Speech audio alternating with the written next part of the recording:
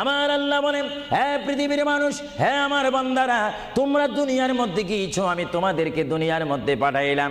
পাঠাইবার পরে আমি জানি তোমরা অনেক অন্যায় পথে যাবে, অনেক কাজ করবে, যে কাজগুলোর মধ্যে তোমাদের গুনাহ হয়ে যাবে।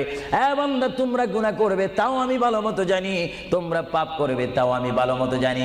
বান্দারে, পাপ করার পরে, গুনাহ করার পরে একাই কি মসজিদের মধ্যে তোমরা কেঁদেছো, রব্বানা যালামনা, বলেন রব্বানা যালামনা আনফুসানা ওয়া ইল্লাম তাগফির লানা ওয়া তুরহামনা লানাকুনান্না মিনাল খাসিরিন বলে বলে মসজিদে কেঁদেছো, আসরের নামাজ পড়ে কেঁদেছো, যোহরের নামাজ পড়ে কেঁদেছো, মাগরিবের পড়ে কেঁদেছো, এশার নামাজ পড়ে কেঁদেছো।